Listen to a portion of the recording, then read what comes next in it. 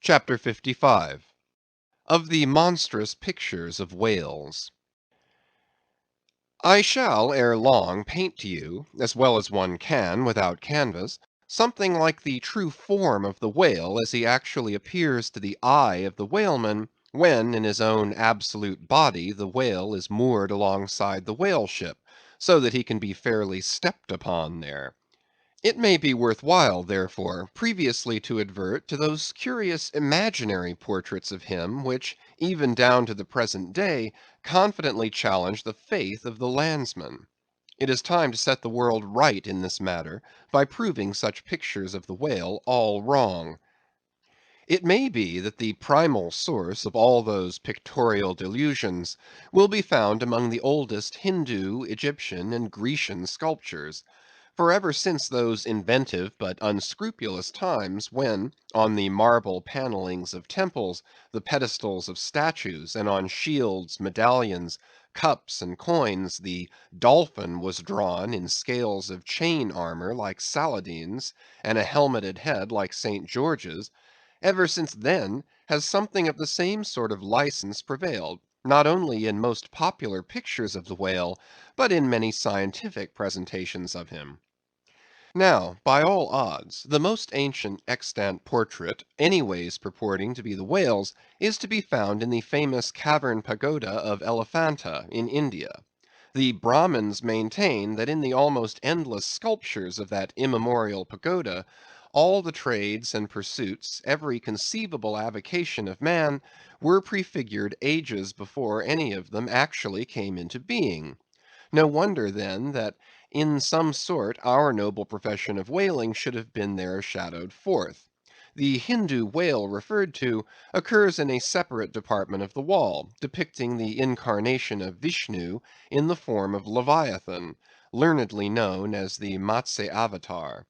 But though this sculpture is half man and half whale, so as only to give the tail of the latter, yet that small section of him is all wrong. It looks more like the tapering tail of an anaconda than the broad palms of the true whale's majestic flukes. But go to the old galleries, and look now at a great Christian painter's portrait of this fish, for he succeeds no better than the antediluvian Hindoo. It is Guido's picture of Perseus rescuing Andromeda from the sea monster or whale. Where did Guido get the model of such a strange creature as that? Nor does Hogarth, in painting the same scene in his own Perseus Descending, make out one whit better. The huge corpulence of that Hogarthian monster undulates on the surface, scarcely drawing 1 inch of water. It has a sort of howdah on its back, and its distended, tusked mouth into which the billows are rolling, might be taken for the Traitor's Gate leading from the Thames by water into the Tower. Then there are the Prodromus whales of old Scotch Sibbald, and Jonah's whale as depicted in the prints of old Bibles and the cuts of old primers. What shall be said of these? As for the bookbinder's whale, winding like a vine stalk round the stock of a descending anchor, as stamped and gilded on the backs and title pages of many books, both old and new, that is a very picturesque but purely fabulous creature, imitated, I take it, from like figures on antique vases. Though universally denominated a dolphin, I nevertheless call this bookbinder's fish an attempt at a whale, because it was so intended when the device was first introduced. It was introduced by an old Italian publisher somewhere about the 15th century, during the revival of learning; and in those days, and even down to a comparatively late period, dolphins were popularly supposed to be a species of the Leviathan.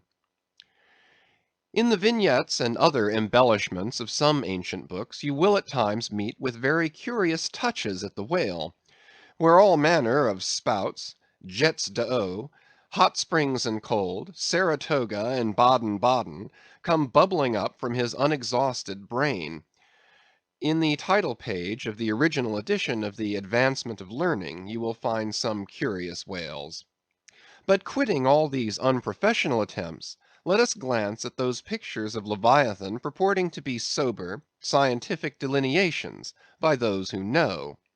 In old Harris's collection of voyages, there are some plates of whales extracted from a Dutch book of voyages, A.D. 1671, entitled "A Whaling Voyage to Spitzbergen in the Ship Jonas and the Whale, Peter Peterson of Friesland, Master." In one of those plates the whales, like great rafts of logs, are represented lying among ice isles, with white bears running over their living backs. In another plate, the prodigious blunder is made of representing the whale with perpendicular flukes. Then again, there is an imposing quarto, written by one Captain Culnet, a post-captain in the English navy, entitled "A Voyage round Cape Horn into the South Seas, for the purpose of extending the spermaceti whale fisheries."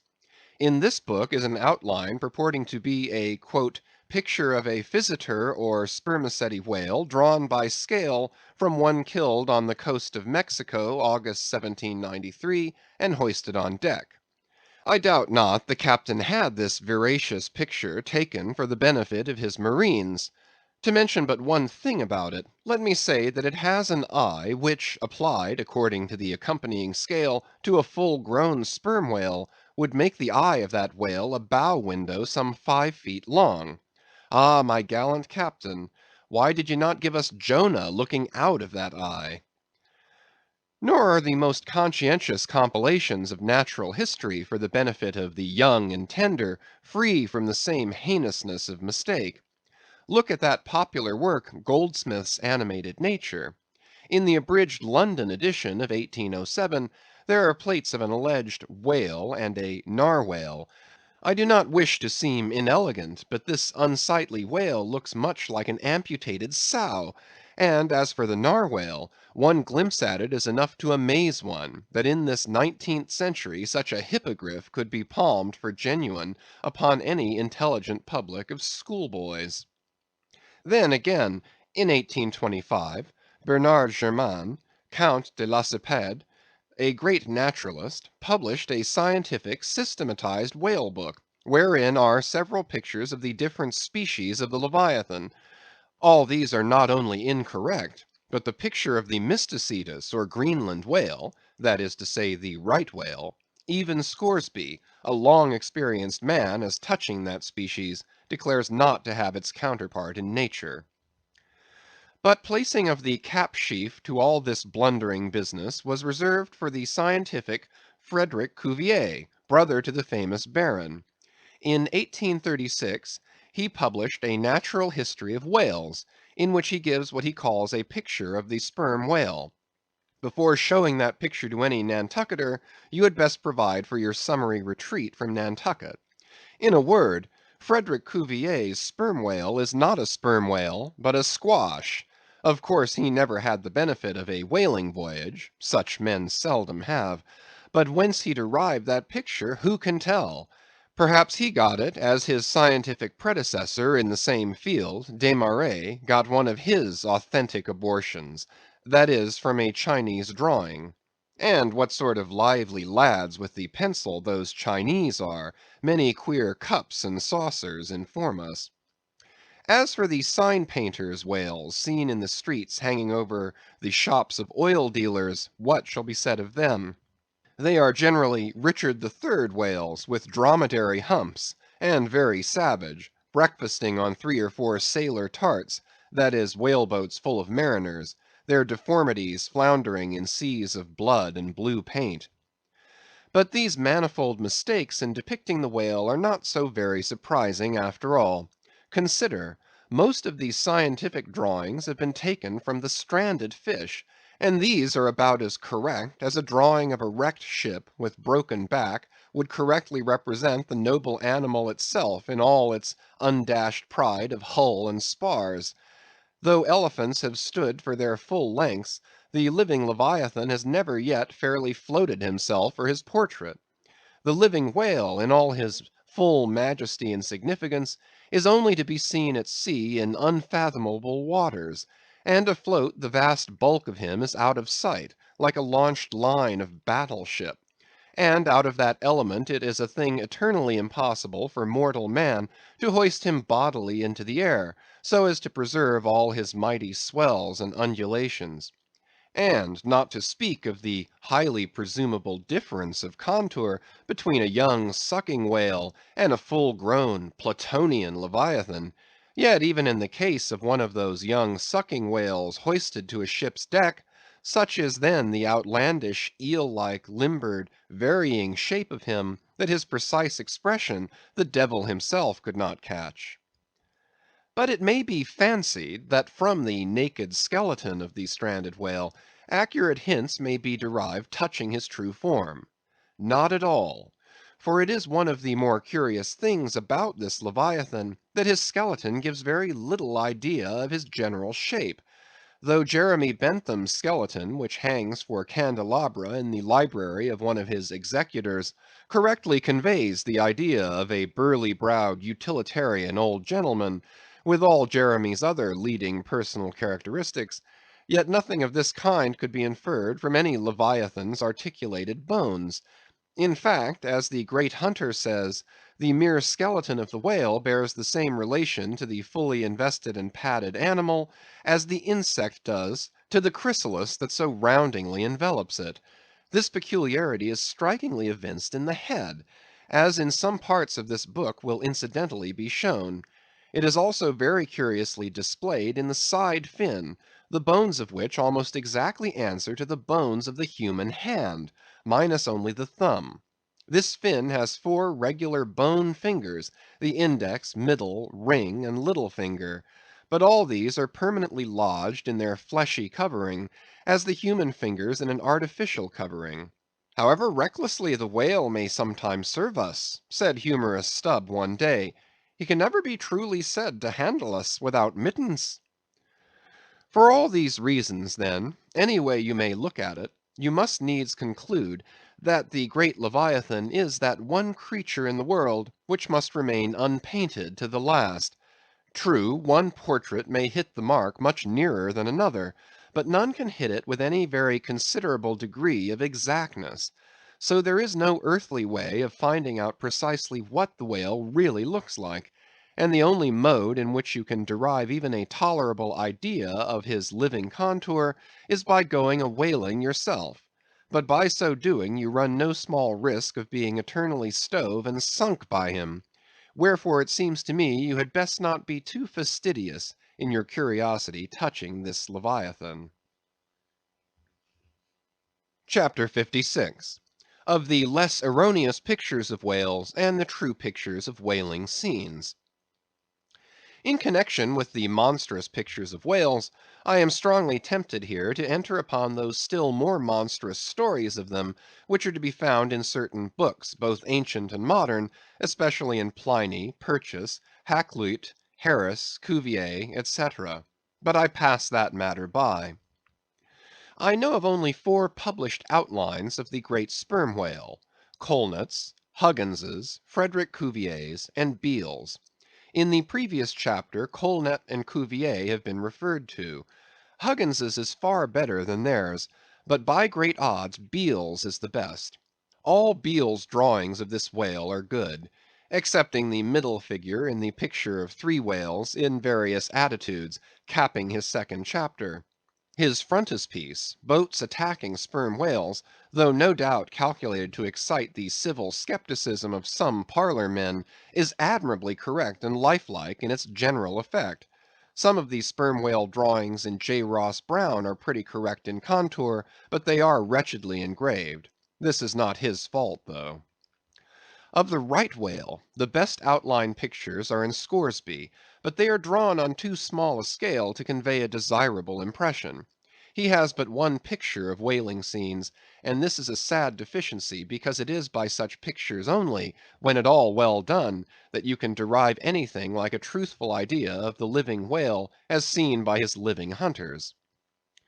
But taken for all in all, by far the finest, though in some details not the most correct, presentations of whales and whaling scenes to be anywhere found, are 2 large French engravings, well executed, and taken from paintings by one Garnery.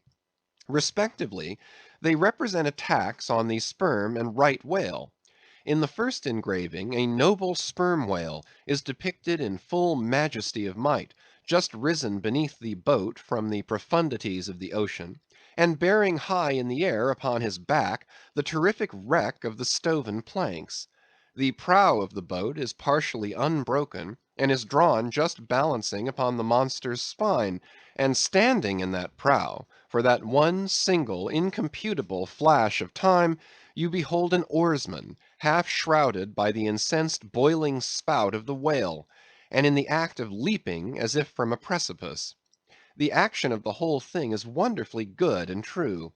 The half-emptied line-tub floats on the whitened sea; the wooden poles of the spilled harpoons obliquely bob in it; the heads of the swimming crew are scattered about the whale in contrasting expressions of affright; while in the black stormy distance, the ship is bearing down upon the scene.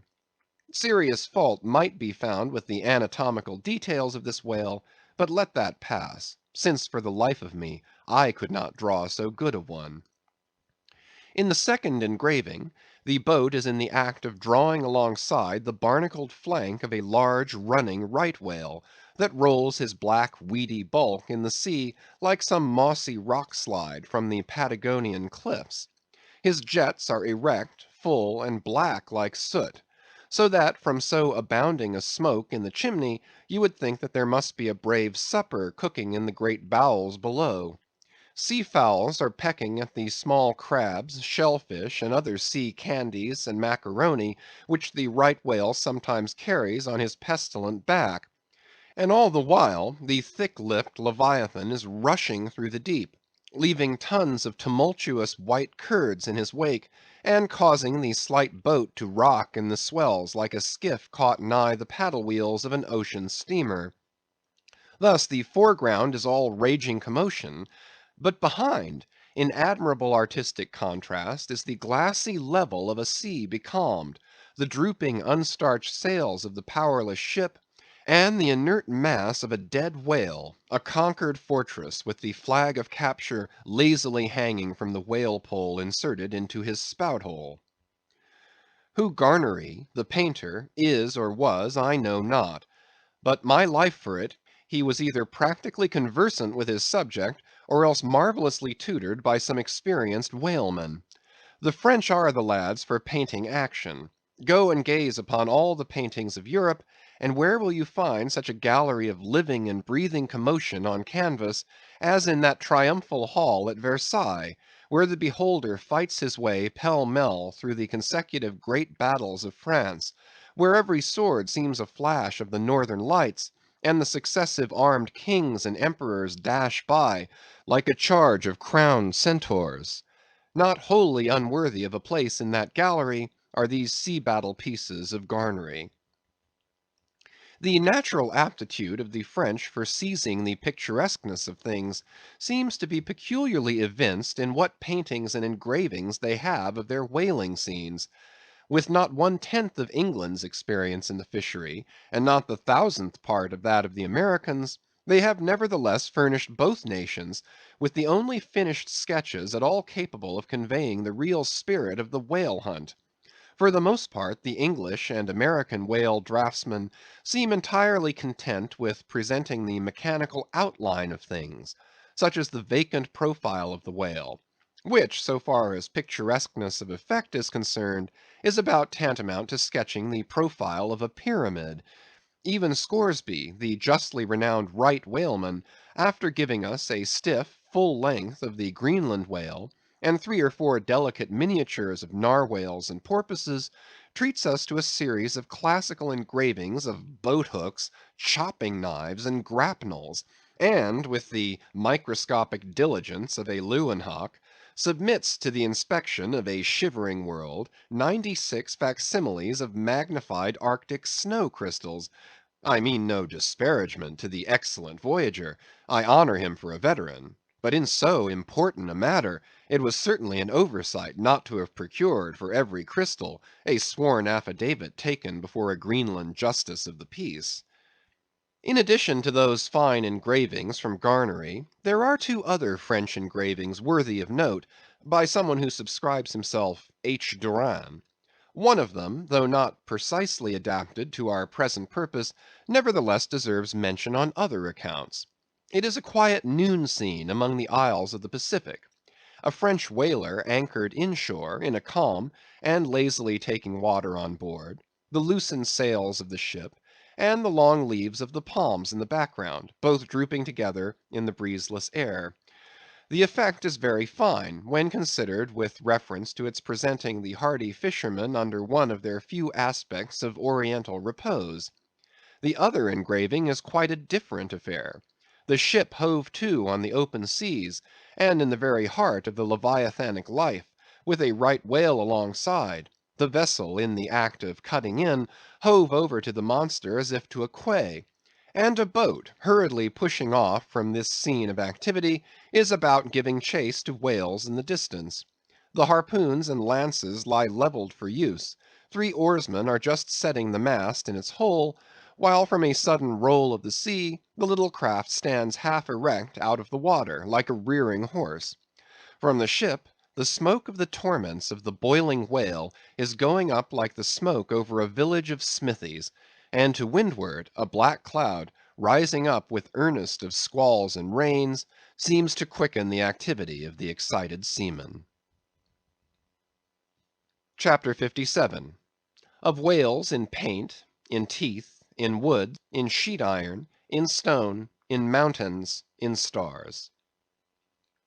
On Tower Hill, as you go down to the London docks, you may have seen a crippled beggar, or kedger, as the sailors say, holding a painted board before him, representing the tragic scene in which he lost his leg. There are 3 whales and 3 boats, and one of the boats, presumed to contain the missing leg in all its original integrity, is being crunched by the jaws of the foremost whale. Any time these 10 years, they tell me, has that man held up that picture, and exhibited that stump to an incredulous world. But the time of his justification has now come. His 3 whales are as good whales as were ever published in Wapping, at any rate; and his stump as unquestionable a stump as any you will find in the western clearings. But though forever mounted on that stump, never a stump speech does the poor whaleman make, but with downcast eyes stands ruefully contemplating his own amputation. Throughout the Pacific, and also in Nantucket and New Bedford and Sag Harbor, you will come across lively sketches of whales and whaling scenes, graven by the fishermen themselves on sperm whale teeth, or ladies' busks wrought out of the right whalebone, or other like scrimshander articles, as the whalemen call the numerous little ingenious contrivances they elaborately carve out of the rough material in their hours of ocean leisure.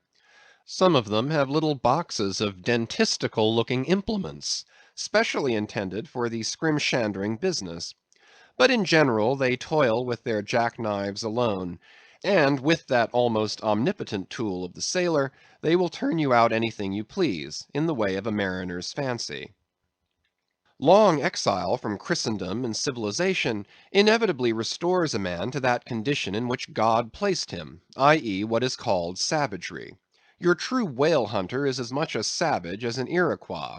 I myself am a savage, owing no allegiance but to the king of the cannibals, and ready at any moment to rebel against him. Now one of the peculiar characteristics of the savage, in his domestic hours, is his wonderful patience of industry.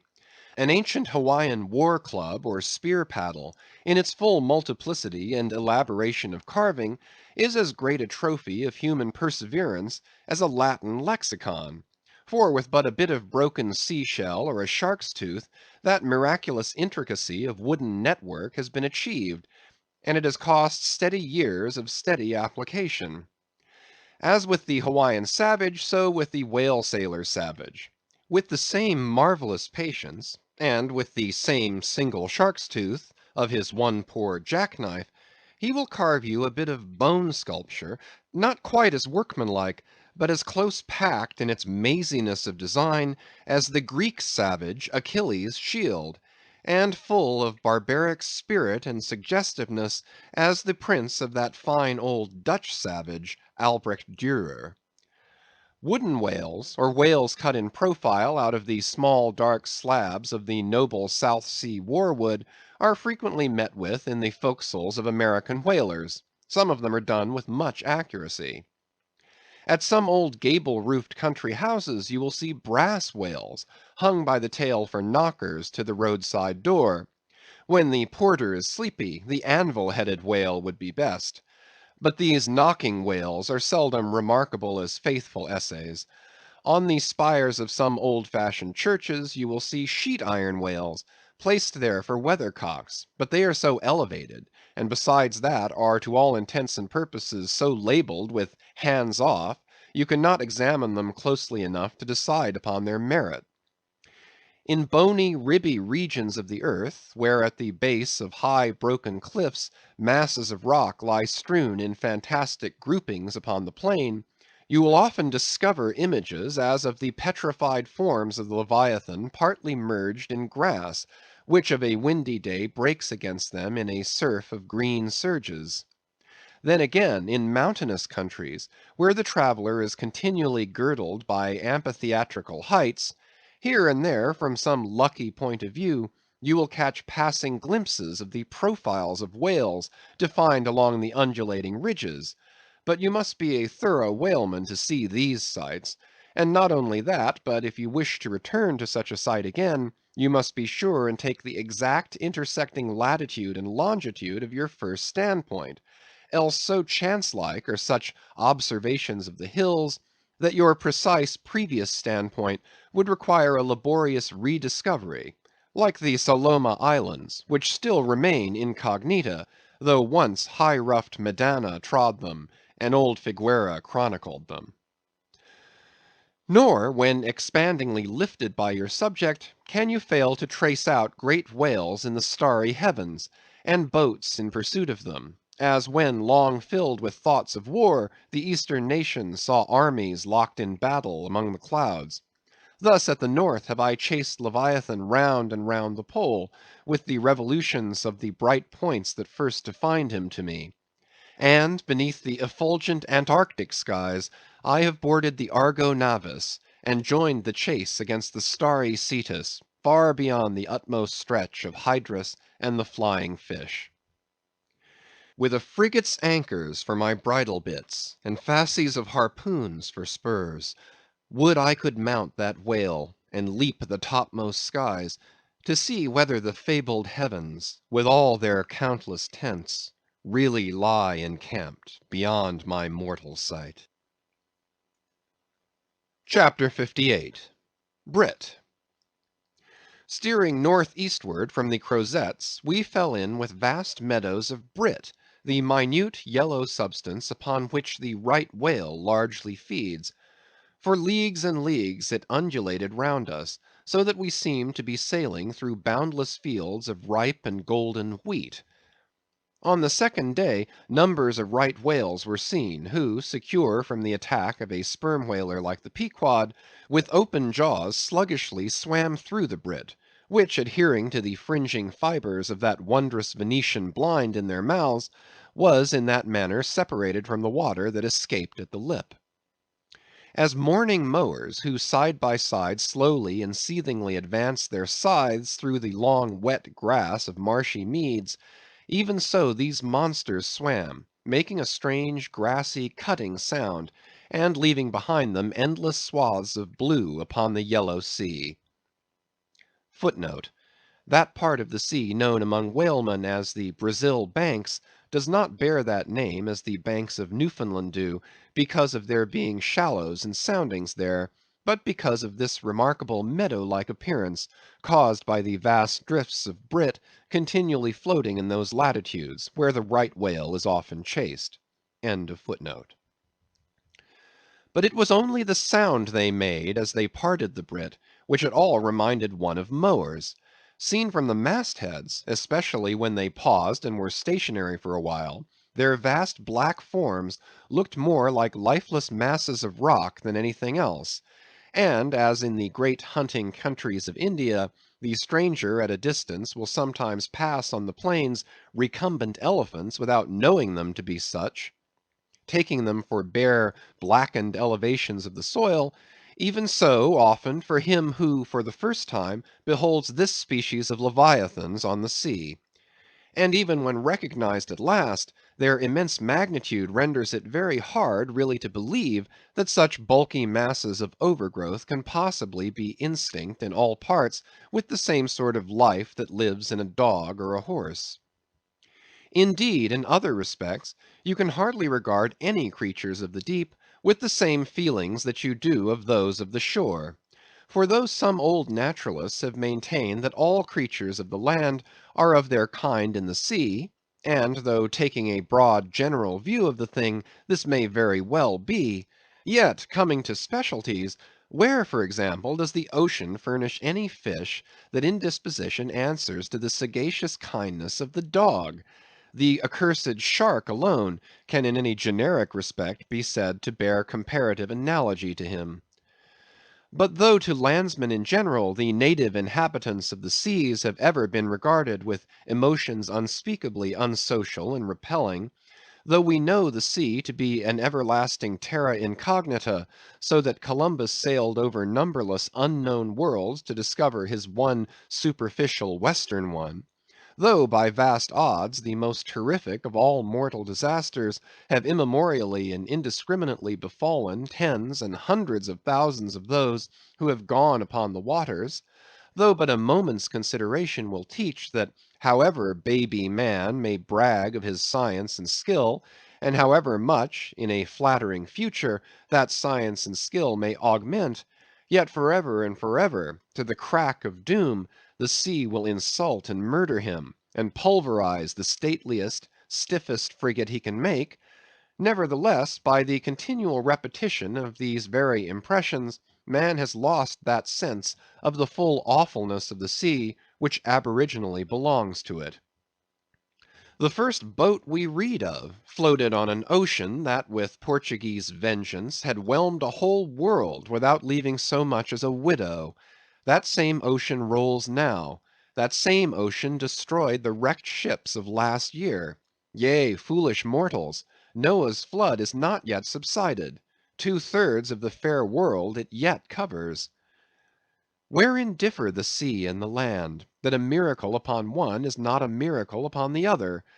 Preternatural terrors rested upon the Hebrews, when under the feet of Korah and his company the live ground opened and swallowed them up forever.